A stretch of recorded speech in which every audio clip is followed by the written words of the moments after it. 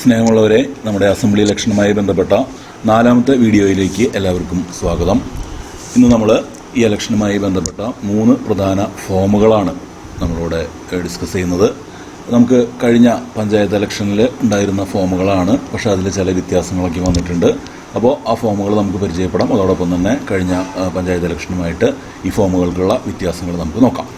അപ്പോൾ 17 എന്ന് വെച്ച് സ്റ്റാർട്ട് ചെയ്യുന്ന 17A, 17B, 17C അങ്ങനത്തെ 3 ഫോമുകളാണ് നമ്മളിന്നിവിടെ നോക്കാനായിട്ട് പോകുന്നത്. 17A എന്ന് പറയുന്നത് രജിസ്റ്റർ ഓഫ് വോട്ടേഴ്സ് ആണ്. നമ്മൾ വോട്ട് ചെയ്യുന്നവരുടെ വിവരങ്ങൾ എഴുതി സൂക്ഷിക്കുന്ന ഒരു ബുക്ക് പോലെയുള്ള ഒരു റെക്കോർഡാണിത്.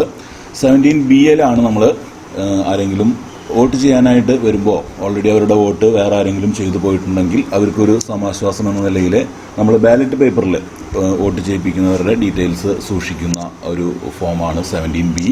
അതുപോലെ തന്നെ ഈ 2 ഫോമുകളുടെയും ഒരു കൺസോൾട്ടേഷനാണ് നമ്മൾ കൊടുക്കുന്ന 17C അക്കൗണ്ട് ഓഫ് വോട്ടേഴ്സ്.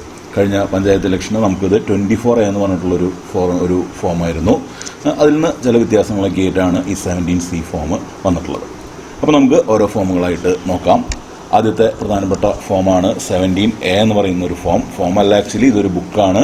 നമുക്ക് 1200 അല്ലെങ്കിൽ 1500 സീരിയൽ നമ്പർ വരെ അതിൽ പ്രിൻ്റ് ചെയ്തിട്ട് ഓരോ വോട്ടേഴ്സ് വോട്ട് ചെയ്യാനായിട്ട് വരുമ്പോൾ അവരുടെ ഡീറ്റെയിൽസ്, അവരുടെ സിഗ്നേച്ചർ അല്ലെങ്കിൽ തമ്പ് ഇംപ്രഷനോടൊപ്പം നമ്മൾ സൂക്ഷിച്ചു വെക്കേണ്ട ഒരു രേഖയാണിത്. വളരെ പ്രധാനപ്പെട്ട ഒരു ഇലക്ഷൻ രേഖയാണ്. വളരെ സൂക്ഷിച്ച് നമ്മൾ ഫില്ല് ചെയ്യേണ്ട ഒരു രേഖ കൂടിയാണ് ഇത്.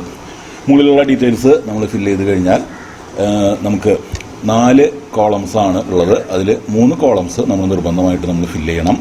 ഒന്നാമത്തെ സീരിയൽ നമ്പർ അതിൽ ഓൾറെഡി പ്രിൻ്റഡ് ആയിരിക്കും. രണ്ടാമത്തെയാണ് serial number of elector in the electoral roll. അപ്പോൾ നമ്മുടെ ഇവിടെ വോട്ട് ചെയ്യാൻ വരുന്ന ആൾ അവരൊരു സ്ലിപ്പ് കൊണ്ടുവന്നിട്ടുണ്ടാവും. അപ്പോൾ ആ സ്ലിപ്പിലത്തെ നമ്പർ ഫസ്റ്റ് പോളിംഗ് ഓഫീസർ ഉറക്കെ വിളിക്കും. അപ്പോൾ അത് അനുസരിച്ച് അയാളെ കണ്ടുപിടിച്ച് കഴിഞ്ഞാൽ ആ സീരിയൽ നമ്പറാണ് ഇവിടെ എഴുതേണ്ടത്. അടുത്തൊരു കോളം പ്രത്യേകം ശ്രദ്ധിക്കുക. നമുക്ക് കഴിഞ്ഞ ഇലക്ഷൻ ഉണ്ടാവാത്ത ഒരു കോളമാണ് ഈ ഒരു കോളം. അവർ ഏത് രേഖ വെച്ചാണ്, ഇലക്ഷൻ കമ്മീഷൻ അംഗീകരിച്ച ഒരുപാട് തിരിച്ചറിയൽ രേഖകളുണ്ട്. അതിൽ ഏതെങ്കിലും ഒരു രേഖ കൊണ്ടായിരിക്കണം അവർ ഇലക്ഷന് വേണ്ടിയിട്ട് വരുന്നത്. അപ്പോൾ അവർ കൊണ്ടുവരുന്ന രേഖ ഏതാണ്, അതുപോലെ തന്നെ ആ രേഖയിലെ ലാസ്റ്റ് 4 അക്കങ്ങൾ ആണ് നമുക്കിവിടെ കൊടുക്കേണ്ടത്. അടുത്ത കോളത്തിലാണ് അവരുടെ ഒപ്പിടിക്കേണ്ടത്. ഒപ്പ് ഇടാനറിയാത്ത ഒരു വോട്ടറാണെങ്കിൽ അവരുടെ തമ്പ് ഇംപ്രഷൻ നമുക്ക് എടുക്കാവുന്നതാണ്.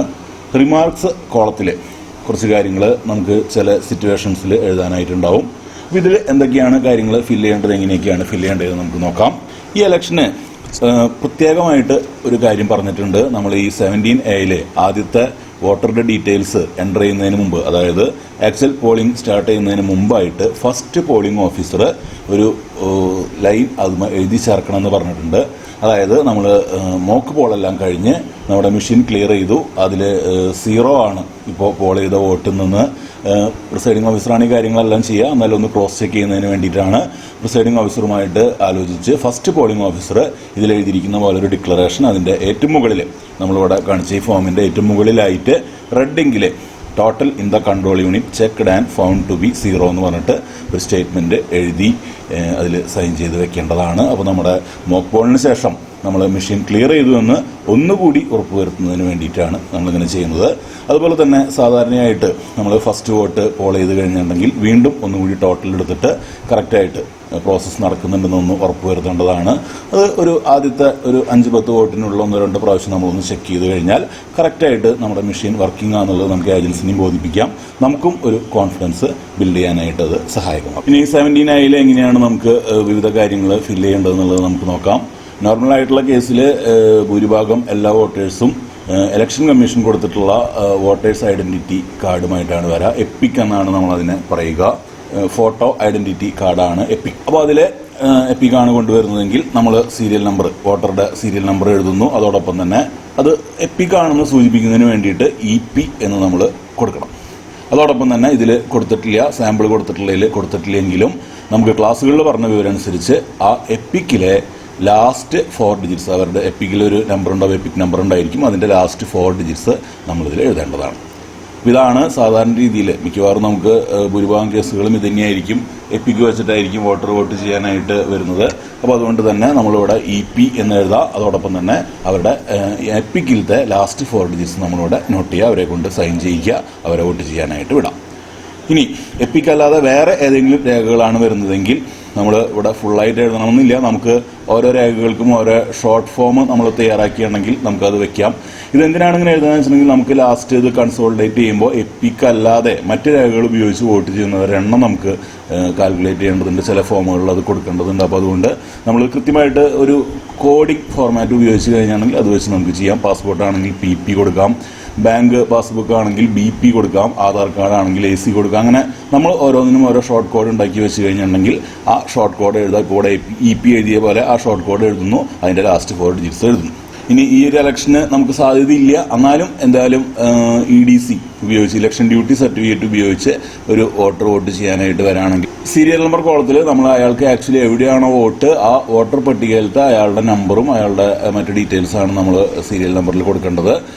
നമുക്ക് നമ്മുടെ വോട്ടേഴ്സ് ലിസ്റ്റിൽ അല്ലെങ്കിൽ മാർക്കഡ് കോപ്പിയിൽ അയാളുടെ ഡീറ്റെയിൽസ് ഉണ്ടായിരിക്കില്ല. അപ്പോൾ അയാൾ EDCയിൽ പ്രൊവൈഡ് ചെയ്യുന്ന ആ ഫോമിൽ അയാളുടെ ആക്ച്വൽ വോട്ടുള്ള മണ്ഡലത്തിൻ്റെ ഡീറ്റെയിൽസ് ഉണ്ടാവും. അതാണ് നമ്മളിവിടെ കൊടുക്കേണ്ടത്. അതോടൊപ്പം തന്നെ റിമാർക്സിൽ നമ്മൾ അയാളൊരു EDC വോട്ടറാണെന്ന് കൂടി കൊടുക്കണം. EDC വോട്ടേഴ്സിൻ്റെ എണ്ണം നമുക്ക് അവസാനം കൊടുക്കാനായിട്ടുണ്ട്. അപ്പോൾ അതുകൊണ്ട് അത് കണ്ടുപിടിക്കുന്നതിന് വേണ്ടിയിട്ട് റിമാർക്സിൽ നമ്മൾ EDC വോട്ടറാണെന്ന് കൂടി കൊടുക്കേണ്ടതുണ്ട്. ഇനി ഒരു വോട്ടർ ഇതിൽ കാര്യങ്ങളെല്ലാം ഫില്ല് ചെയ്തു സൈൻ ചെയ്ത് കഴിഞ്ഞതിന് ശേഷം നമുക്ക് 2 രീതിയിൽ അയാളെ കൊണ്ട് വോട്ട് ചെയ്യിക്കാനായിട്ട് അനുവദിക്കാതിരിക്കാം. ഒന്നാമത്തെയാണ് presiding officer not allowed to vote. അതായത് അയാൾ ഈ കാര്യങ്ങളെല്ലാം ചെയ്തതിന് ശേഷം ബൂത്തിൽ എന്തെങ്കിലും പ്രശ്നങ്ങൾ ഉണ്ടാക്കുകയാണ്, മദ്യപിച്ചിട്ട് എന്തെങ്കിലും പ്രശ്നങ്ങളൊക്കെ ഉണ്ടാക്കുകയാണെങ്കിൽ നമുക്ക് അയാളെ വോട്ട് ചെയ്യിക്കാതെ വിടാനുള്ള അവസരമുണ്ട്. അതാണ് നോട്ട് അലൗഡ് ടു വോട്ട്. അവിടെ നമ്മൾ അപ്ലൈ ചെയ്യുന്ന റൂൾ എന്ന് പറയുന്നത് 49M ആണ്. നമുക്ക് 17C 49M പ്രകാരം ആരെങ്കിലും വോട്ട് ചെയ്യിക്കാതിരുന്നു എന്ന് ചോദിക്കുന്നുണ്ട്. അപ്പോൾ ഈ രീതിയിൽ ആരെങ്കിലും പെരുമാറുന്നുണ്ടെങ്കിൽ അവരെ വോട്ട് ചെയ്യാതെ വിടുന്നതിനെയാണ് നമ്മൾ 49M റൂൾ പ്രകാരം നോട്ട് അലൗഡ് ടു വോട്ട് എന്ന് പറയുന്നത്. അടുത്തൊരു കാറ്റഗറിയാണ് റെഫ്യൂസ്ഡ് ടു വോട്ട്. ഏതെങ്കിലും വോട്ടറി പ്രോസസ്സ് എല്ലാം കഴിഞ്ഞതിന് ശേഷം പറയുകയാണ് ഞാൻ വോട്ട് ചെയ്യുന്നില്ല എന്ന് പറയുകയാണെങ്കിൽ നമ്മൾ അവരെ നിർബന്ധിച്ച് വോട്ട് ചെയ്യിക്കേണ്ട ആവശ്യമൊന്നുമില്ല. നമ്മൾ റെഫ്യൂസ്ഡ് ടു വോട്ട് എന്ന് അവിടെ നമ്മൾ എഴുതി വെക്കുക. അതോടൊപ്പം തന്നെ മുകളിലായാലും താഴെയായാലും പ്രിസൈഡിംഗ് ഓഫീസറും കൂടി അതിൽ സൈൻ ചെയ്യുന്നത് നന്നായിരിക്കും. ആരൊക്കെയാണ് ഇങ്ങനെ ചെയ്തു പോയിട്ടുള്ളതെന്ന് അറിയാൻ വേണ്ടിയിട്ട്. അപ്പോൾ ഈ 49O പ്രകാരം ആരെങ്കിലും വോട്ട് ചെയ്യാൻ വിസമ്മതിക്കുകയാണെങ്കിൽ ആ ഡീറ്റെയിൽസാണ് നമ്മളിവിടെ റിമാർക്സിൽ റെഫ്യൂസ്ഡ് ടു വോട്ട് എന്ന് പറഞ്ഞിട്ട് കൊടുക്കേണ്ടത്. അടുത്തൊരു സിറ്റുവേഷനാണ് നമ്മൾ കഴിഞ്ഞ വീഡിയോയിൽ പറഞ്ഞ ടെസ്റ്റ് വോട്ട്. അപ്പോൾ ആരെങ്കിലും ടെസ്റ്റ് വോട്ട് ചെയ്തിട്ടുണ്ടെങ്കിൽ അവരുടെ വിവരങ്ങൾ നമ്മൾ റിമാർക്സിൽ ടെസ്റ്റ് വോട്ട് എന്ന് പറഞ്ഞിട്ട് കൊടുക്കണം. അതുപോലെ തന്നെ ആർക്കാണ് ഏത് സീരിയൽ നമ്പറിലുള്ള ഏത് പേരിലുള്ള കാൻഡിഡേറ്റിനാണ് ആ ടെസ്റ്റ് വോട്ട് ചെയ്തത് എന്നുകൂടി നമ്മൾ ഇതിൽ മാർക്ക് ചെയ്യേണ്ടതാണ്. അതോടൊപ്പം തന്നെ ആ വോട്ടറുടെ സിഗ്നേച്ചറും പ്രിസൈഡിംഗ് ഓഫീസറുടെ സിഗ്നേച്ചറും അതിൻ്റെ റിമാർക്സ് കോളത്തിൽ നമ്മൾ വാങ്ങി വയ്ക്കേണ്ടതാണ്. കഴിഞ്ഞ വീഡിയോയ്ക്ക് ശേഷം പലരും ചോദിച്ചിരുന്നു ഈ ടെസ്റ്റ് വോട്ടിങ്ങിന് വേണ്ടിയിട്ട് ഡിക്ലറേഷൻ പ്രിന്റഡ് ഫോർമാറ്റ് ഉണ്ടോ എന്ന് ചോദിച്ചിരുന്നു. അതുപോലെ തന്നെ പല വോട്ടേഴ്സ് ഇതുപോലെ വന്ന് ടെസ്റ്റ് വോട്ട് ചെയ്ത് കഴിഞ്ഞാൽ നമ്മുടെ പ്രോസസ്സ് തടസ്സപ്പെടില്ല എന്ന് ചോദിച്ചിരുന്നു. അപ്പോൾ നോക്കിയപ്പോൾ നമുക്ക് ടെസ്റ്റ് വോട്ടിങ്ങിന് വേണ്ടിയിട്ട് ഒരു ഫോർമാറ്റ് ഉണ്ട്, ഡിക്ലറേഷൻ ഒരു ഫോർമാറ്റ് ഉണ്ട്. ഇതാണ് ആ ഫോർമാറ്റ്. അപ്പോൾ ഈ ഡിക്ലറേഷനിലാണ് അവരെ കൊണ്ട് നമ്മൾ സൈൻ ചെയ്ത് വാങ്ങിക്കേണ്ടത്.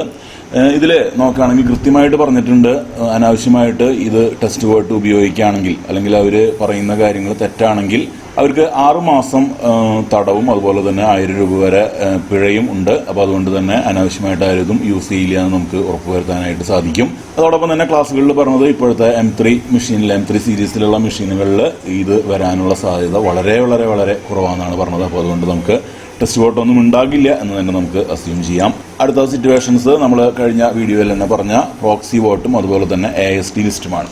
അപ്പോൾ AST ലിസ്റ്റിലുള്ള ഒരു ആളാണ് വരുന്നതെങ്കിൽ നമ്മൾ അവരുടെ സിഗ്നേച്ചറിനോടൊപ്പം തമ്പും ബ്രഷും കൂടി വയ്ക്കണം. നമ്മൾ കൂടുതൽ കാര്യങ്ങൾ കഴിഞ്ഞ വീഡിയോയിൽ പറഞ്ഞിട്ടുണ്ട്. പ്രോക്സി വോട്ടർ ആണെങ്കിൽ നമ്മളിവിടെ PV എന്ന് കൊടുക്കണം. AST വോട്ടർ ആണെങ്കിൽ ഇവിടെ AST എന്ന് പറഞ്ഞിട്ട് നമ്മൾ കൊടുക്കണം. ഇനി AST വോട്ടറാണ് വോട്ട് ചെയ്യാൻ വരുന്നതെങ്കിൽ അവർക്ക് ഒരു ഡിക്ലറേഷൻ ഉണ്ട്. ആ ഡിക്ലറേഷൻ്റെ ഫോർമാറ്റാണ് അവിടെ കൊടുത്തിരിക്കുന്നത്. അപ്പോൾ അവരെ കൊണ്ട് ഈ ഡിക്ലറേഷനും കൂടി നമ്മൾ ഫില്ല് ചെയ്ത് വാങ്ങിക്കേണ്ടതായിട്ട് ഉണ്ട്.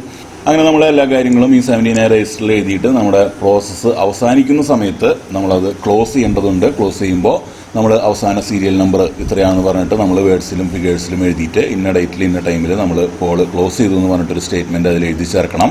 അതിനിടയിൽ പ്രിസൈഡിംഗ് ഓഫീസർ എന്തായാലും സൈൻ ചെയ്യണം.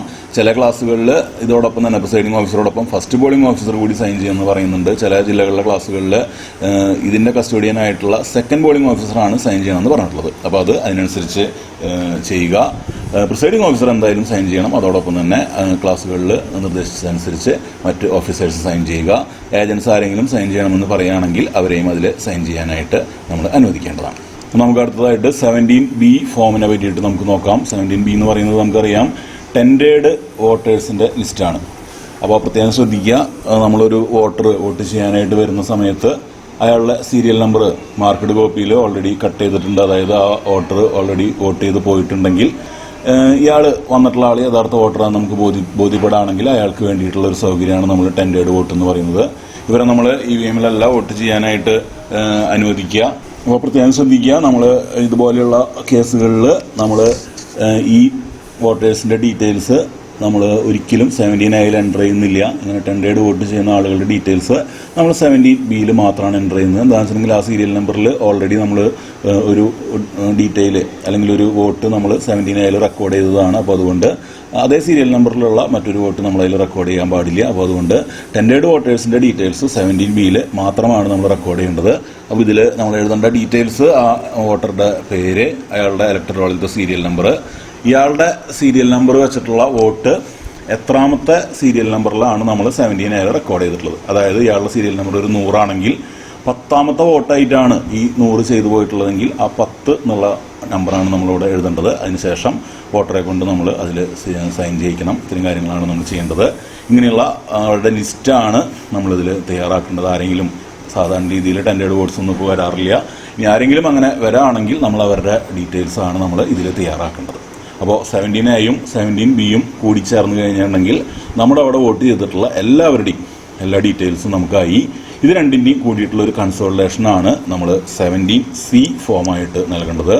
നമുക്കറിയാം, കഴിഞ്ഞ പ്രാവശ്യം 24A എന്ന് പറഞ്ഞിട്ടുള്ളൊരു ഫോമായിരുന്നു. നമ്മൾ പോളിംഗ് ഏജൻസ് നമ്മുടെ ബൂത്തിലുണ്ടെന്ന് വെച്ചിട്ടുണ്ടെങ്കിൽ ആ പോളിംഗ് ഏജൻസിന് എത്ര സ്ഥാനാർത്ഥികൾക്ക് പോളിംഗ് ഏജൻസ് ഉണ്ടോ അത്രയും അവർക്കൊക്കെ നമ്മളിത് ഓരോ കോപ്പി വെച്ച് കൊടുക്കേണ്ടതാണ്. അവർക്കിത് കൗണ്ടിങ്ങിന് പോണ സമയത്ത് ഉപയോഗിക്കാനുള്ള ഒരു ഫോം കൂടിയാണിത്. 4 പേജ് ഉണ്ട് ഇതിൽ. നമ്മൾ 4 പേജും അവർക്ക് കൊടുക്കണം. എന്നാലാണ് അവർക്കത് കൗണ്ടിങ്ങിന് പോകുമ്പോൾ അത് യൂസ് ചെയ്യാനായിട്ട് സാധിക്കുള്ളൂ. അതിൽ ആദ്യത്തെ 2 പേജാണ് നമ്മൾ ഫില്ല് ചെയ്ത് കൊടുക്കേണ്ടത്. മറ്റ് 2 പേജുകൾ അവർക്കത് കൗണ്ടിങ് സെൻറ്ററിൽ ഫില്ല് ചെയ്യാനുള്ള കാര്യങ്ങളാണ്. അപ്പോൾ ഈ 17C തയ്യാറാക്കുന്ന സമയത്ത് നമ്മുടെ അവിടെ എത്ര സ്ഥാനാർത്ഥികൾ ഏജൻസിനെ അപ്പോയിന്റ് ചെയ്തിട്ടുണ്ട് അവർക്കൊക്കെ ഓരോ കോപ്പി വേണം. നമ്മൾ മെറ്റീരിയൽസ് തിരിച്ചു കൊടുക്കുന്ന സ്ഥലത്ത് എന്തായാലും നമുക്ക് 2 കോപ്പി അവർ വാങ്ങിക്കും. ഒരു കോപ്പി നമ്മുടെ കയ്യിൽ വെക്കാനായിട്ടും എഴുതി തയ്യാറാക്കുന്നത് നല്ലതാണ്. നമുക്ക് 15 കോപ്പിയോളം നമ്മുടെ ഫോംസിൻ്റെ ബുക്കിൽ ഈ കഴിഞ്ഞ പ്രാവശ്യം ഈ 24A അല്ലെങ്കിൽ 17C ഉണ്ടായിരുന്നു. അപ്പോൾ അതുകൊണ്ട് അതൊരു 6-7 കോപ്പിയെങ്കിലും നമ്മൾ തലേദിവസം തന്നെ എഴുതി തയ്യാറാക്കുന്നത് നല്ലതാണ്. അതിലത്തെ ഫിഗേഴ്സ് മാത്രം അടുത്ത ദിവസം പോളിംഗ് അവസാനിക്കുന്ന ഒരു വീട്ടിൽ നമ്മൾ ഫില്ല് ചെയ്താൽ മതി. തുടക്കത്തിൽ അതിൻ്റെ പോളിംഗ് ബൂത്തിൻ്റെ ഡീറ്റെയിൽസ് കാര്യങ്ങളൊക്കെയാണ് കൊടുത്തിട്ടുള്ളത്. ഫില്ല് ചെയ്ത ഒരു ഭാഗം നമുക്ക് നോക്കാം. അതിൽ number and name of polling station, control യൂണിറ്റിൻ്റെ സീരിയൽ നമ്പർ, ബാലൻസ് യൂണിറ്റിൻ്റെ സീരിയൽ നമ്പർ, ഇപ്രാവശ്യം നമുക്ക് VVPAT ഉണ്ട്, അതിൻ്റെ സീരിയൽ നമ്പർ. അപ്പോൾ ഈ രീതിയിലാണ് നമ്മൾ ആദ്യ ഭാഗത്ത് എഴുതി തയ്യാറാക്കേണ്ടത്. അതിനുശേഷമാണ് നമ്മുടെ വോട്ടേഴ്സിൻ്റെ മറ്റ് ഡീറ്റെയിൽസ് നമുക്കിതിൽ വരുന്നത്. എഴുതി തയ്യാറാക്കിയത് നോക്കുകയാണെങ്കിൽ total number of electors assign to polling station. അപ്പോൾ അതിൽ EDC ഉണ്ടെങ്കിൽ അത് നമ്മൾ സെപ്പറേറ്റ് ആയിട്ട് കാണിക്കണം. നമ്മുടെ മാർക്കഡ് കോപ്പിയിലുള്ള നമ്പറാണ് ആദ്യം എഴുതിയിട്ടുള്ളത്. പ്ലസ് എത്ര EDC നമുക്ക് കിട്ടിയിട്ടുണ്ട്, അപ്പോൾ അത് രണ്ടും കൂടിയിട്ടുള്ളതാണ് നമ്മുടെ ടോട്ടൽ നമ്പർ. ഇനി 17A പ്രകാരം എത്ര പേര് വോട്ട് ചെയ്തു, 17A ലാസ്റ്റത്തെ സീരിയൽ നമ്പറാണ് നമ്മളവിടെ കൊടുക്കേണ്ടത്. നമ്മൾ 17A റിമാർക്സിൽ കൊടുത്തത് വെച്ച് ചെക്ക് ചെയ്തിട്ട് 49O പ്രകാരം ആരെങ്കിലും വോട്ട് റെക്കോർഡ് ചെയ്യാതിരുന്നോ, റിഫ്യൂസ്ഡ് ടു വോട്ട് ആരെങ്കിലും ഉണ്ടെങ്കിൽ അവരുടെ നമ്പറാണ് ഇവിടെ കൊടുക്കേണ്ടത്. അതുപോലെ തന്നെ not allowed to vote 49M പ്രകാരം ആരെങ്കിലും ഉണ്ടെങ്കിൽ അവരുടെ നമ്പർ കൊടുക്കുന്നു. സാധാരണ രീതിയിൽ ഇതൊക്കെയും 0 ആവും. ഇവിടെ ഒരു മനസ്സിലാക്കാൻ വേണ്ടി ഇവിടെ ഓരോ നമ്പേഴ്സ് ഇട്ടേക്കണമെന്നുള്ളൂ. സാധാരണ അതൊന്നും നമുക്ക് വരാറില്ല. ഇനി ഇതാണ് നമ്മുടെ 17A പ്രകാരം ടോട്ടൽ വോട്ട് ചെയ്തിട്ടുള്ള ആളുകളുടെ എണ്ണം. ഇതിൽ ഈ 4 വോട്ട് മെഷീനിൽ ഉണ്ടാവില്ല. 3 പേര് വോട്ട് ചെയ്യാതെ പോയി, ഒരാളെ നമ്മൾ വോട്ട് ചെയ്യാനായിട്ട് അനുവദിച്ചില്ല. അപ്പോൾ മെഷീനിൽ 706 വോട്ട് ഉണ്ടാവുള്ളൂ. അതാണ് ഇവിടെ 6ാമത്തെ സീരിയൽ നമ്പറിൽ കൊടുത്തിട്ടുള്ളത് 706. അതായത് ടോട്ടലിൽ നിന്ന് ഇത് രണ്ടും കൂടി ഡിഡക്ട് ചെയ്ത് കഴിഞ്ഞാൽ നമുക്ക് കിട്ടുന്ന നമ്പറാണ് ഈ 706. ഇനി 5ാമത്തെ ക്വസ്റ്റ്യൻ ആയിട്ട് ചോദിച്ചിട്ടുള്ളത് നമ്മുടെ ടെസ്റ്റ് വോട്ടിൻ്റെ ഡീറ്റെയിൽസ് ആണ്. നമ്മളത് കഴിഞ്ഞ വീഡിയോയിൽ പറഞ്ഞിരുന്നു. ആരൊക്കെയാണ് ടെസ്റ്റ് വോട്ട്, ടോട്ടൽ എത്ര എണ്ണം ഉണ്ട്, ഏതൊക്കെ സീരിയൽ നമ്പറിലുള്ളവരാണ് ടെസ്റ്റ് വോട്ട് ചെയ്തിട്ടുള്ളത്. ഇനി ടെസ്റ്റ് വോട്ടിൽ കിട്ടിയിട്ടുള്ള ഓരോ കാൻഡിഡേറ്റിനും കിട്ടിയിട്ടുള്ള വോട്ട്സ് എത്രയാണെന്നുള്ളത് നമ്മളിതിൽ കാണിക്കണം. ഈ വോട്ടുകൾ റിസൾട്ടിൻ്റെ സമയത്ത് അവർക്ക് കുറവ് ചെയ്യാൻ വേണ്ടിയിട്ടാണ്. അപ്പോൾ അത് കൃത്യമായിട്ട് കാണിക്കണം. ഇനി 7ാമത്തേലാണ് 2 നമ്പറും ടാലി ചെയ്യുന്നുണ്ടോ എന്ന് കാണിക്കുന്നത്. അപ്പോൾ അത് നമ്മൾ ടാലി ചെയ്യുന്നുണ്ടെങ്കിൽ ടാലി ചെയ്ത് കാണിക്കുക, ഇല്ലെങ്കിൽ നോട്ട് ടാലീസ് അതിൻ്റെ റീസൺ എന്തെങ്കിലും ഉണ്ടെങ്കിൽ നമ്മൾ അതും കൂടി കൊടുക്കേണ്ടതാണ്. ടെൻഡേഡ് ബാലറ്റ് പേപ്പറിനെ പറ്റിയിട്ടുള്ള വിവരങ്ങളാണ് 8ാമത്തെ ചോദ്യം മുതൽ ചോദിച്ചിട്ടുള്ളത്. Number of voters whom tendered ballot papers were issued. Tendered ballot papers എത്ര പേർക്ക് ഇഷ്യൂ ചെയ്തിട്ടുണ്ട്. നമുക്ക് ആകെ കിട്ടിയിട്ടുള്ള ടെൻഡേഡ് ബാലറ്റ് പേപ്പേഴ്സിൻ്റെ ഡീറ്റെയിൽസാണ് താഴെ നമ്മൾ ചോദിച്ചിരിക്കുന്നത്. അതോടൊപ്പം തന്നെ പേപ്പർ സീലിൻ്റെ അക്കൗണ്ട്സും ആണ് ഇവിടെ നമ്മൾ ചോദിച്ചിട്ടുള്ളത്. പേപ്പർ സീൽ എന്ന് പറയുമ്പോൾ നമ്മൾ 17 സീൽ കൊടുക്കേണ്ടത് ഗ്രീൻ പേപ്പർ സീലിൻ്റെ ഡീറ്റെയിൽസ് ആണ്. അത് കഴിഞ്ഞ ഇലക്ഷൻ അങ്ങനെ തന്നെയായിരുന്നു. ഒരുപാട് പേര് സംശയം ചോദിച്ചിരുന്നതാണ്. നമുക്ക് 3-4 സ്ട്രിപ്പ് സീലുണ്ട്, അങ്ങനെ പലതരം സീലുകളുണ്ട്. അപ്പോൾ അതിൽ ഏതിൻ്റെ ഡീറ്റെയിൽസ് ആണെന്ന് ഇവിടെ കൊടുക്കേണ്ടതെന്ന് ചോദിച്ചിരുന്നു. അപ്പോൾ നമുക്കിതിൽ കൃത്യമായിട്ട് പറഞ്ഞിട്ടുണ്ട്, നമ്മുടെ ഹാൻഡ് ബുക്കിലും പറഞ്ഞിട്ടുണ്ട്, ഗ്രീൻ പേപ്പർ സീലിൻ്റെ ഡീറ്റെയിൽസ് ആണ് നമ്മൾ 17 സീൽ കൊടുക്കേണ്ടത്. അപ്പോൾ അതിൽ നമുക്ക് ഫില്ല് ചെയ്ത ഭാഗങ്ങൾ നോക്കാം. ഇവിടെ ആദ്യ ഭാഗത്ത് എത്ര പേര് ടെൻഡേഡ് ബാലറ്റ് 2 പേരുണ്ട്. 20 ബാലറ്റ് പേപ്പേഴ്സ് ആണ് നമുക്ക് ആകെ കിട്ടിയിട്ടുള്ളത്. അതിൻ്റെ സീരിയൽ നമ്പറുകൾ അതിൽ 2 ഇഷ്യൂ ചെയ്തു, ബാക്കി 18 അതിൻ്റെ സീരിയൽ നമ്പറുകളൊക്കെയാണ് നമ്മളിവിടെ കൊടുക്കേണ്ടത്. അതുപോലെ തന്നെ പേപ്പർ സീൽസ് ആകെ 4 തന്നു. സീരിയൽ നമ്പറുകൾ അതിൽ ഉപയോഗിച്ചത് 1, ഉപയോഗിക്കാത്തത് 3. ഇനി എന്തെങ്കിലും ഡാമേജ് ആയിട്ടുണ്ടെങ്കിൽ അതിൻ്റെ ഡീറ്റെയിൽസ് കാര്യങ്ങളൊക്കെയാണ് ഇവിടെ കൊടുക്കേണ്ടത്. പ്രധാനപ്പെട്ട ഒരു കാര്യം മറക്കാതിരിക്കേണ്ടത്, നമ്മളിതിൽ പോളിംഗ് ഏജൻസിനെ കൊണ്ട് അവസാന സമയത്ത് സന്നിഹിതരായിട്ടുള്ള പോളിംഗ് ഏജൻസിനെ കൊണ്ട് ഇതിൽ സൈൻ ചെയ്യിക്കണം. പ്രിസൈഡിംഗ് ഓഫീസറും ഇതിൽ അവസാനം സൈൻ ചെയ്യേണ്ടതാണ്. അപ്പോൾ ഈ പോളിംഗ് ഏജൻസിനെ കൊണ്ട് സൈൻ ചെയ്യിച്ചില്ലെങ്കിൽ നമുക്കത് അവിടെ കളക്ഷൻ സെൻറ്ററിൽ കൊടുക്കുന്ന സമയത്ത് പ്രശ്നമാകും. അപ്പോൾ അതുകൊണ്ട് പോളിംഗ് ഏജൻസ് പല സ്ഥലങ്ങളിൽ സൈൻ ചെയ്യേണ്ട ഭാഗങ്ങളുണ്ട്. അതിലൊരു പ്രധാനപ്പെട്ട രേഖയാണ് നമ്മുടെ ഈ 17C ഫോർമാറ്റ്. അപ്പോൾ പോളിംഗുമായി ബന്ധപ്പെട്ട വളരെ പ്രധാനപ്പെട്ട 3 രേഖകളാണ് നമ്മളിന്ന് ഡിസ്കസ് ചെയ്തത്.